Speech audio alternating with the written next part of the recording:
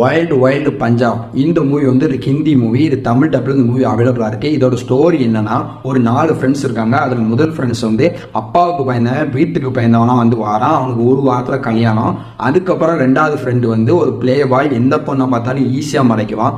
3வது இருக்கக்கூடிய ஃப்ரெண்டு வந்து ஒரு பொண்ணை சின்சியராக லவ் பண்ணுறான். அவள் இவனை ஏமாற்றிட்டு வேற ஒருத்தான் கல்யாணம் முடிக்க போகிறா. இவன் சாக போகிறேன் அப்படின்னு சொல்லி வந்து ஒயின் ஷாப்பில் இருந்து ஃபோன் அடிக்கிறான். 4வதாக இருக்கக்கூடிய ஃப்ரெண்டு தான் வந்து ஒரு சிங்கர். அவர் வந்து ஒரு 50 லாரியை வச்சு ஓனராக வந்து மெயின்டைன் பண்ணிட்டு வராரு. இந்த 4 பேர் தான் இந்த கதையோட மெயின் லீடு. இந்த 4 பேர்த்துல இந்த 3வது இருக்கக்கூடிய அந்த லவ் ஃபெயிலியரான ஃப்ரெண்டு வந்து சாக போறேன்னு சொல்லும்போது இந்த 3 ஃப்ரெண்டு சேர்ந்து நீ எதுக்குடா சாகணும், உன்னை ஏமாத்தினவன் முன்னாடி போய் பேபி ஐ ஆம் ஓவர் வித் யூ இந்த வேலை சொல்லி அவன் மூஞ்சில் அடித்த மாதிரி இருக்கும் அப்படின்னு வந்து 3 பேரும் சொல்கிறாங்க.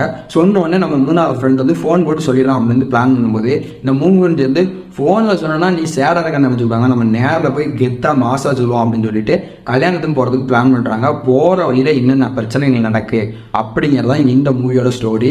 இந்த மூவியை பொறுத்தளவுக்கு எப்படி இருக்குது அப்படின்னு சொல்லி கேட்டிங்கன்னா, மூவியில் வந்து யாரும் ஹீரோ அப்படின்னு காட்டல. 4 பேர்த்துக்கு நல்லா வந்து ஸ்கோப் கொடுத்துருக்காங்க. பட் சின்ன சின்ன இடங்கள்லாம் பார்த்தீங்கன்னா ரொம்ப பழைய மூவி, இதை வந்து இப்படி காட்டிக்கலாம், இதை மாற்றிருக்கலாம் அப்படிங்கிற ஒரு ஃபீல் நம்மளுக்கே கொடுக்குது.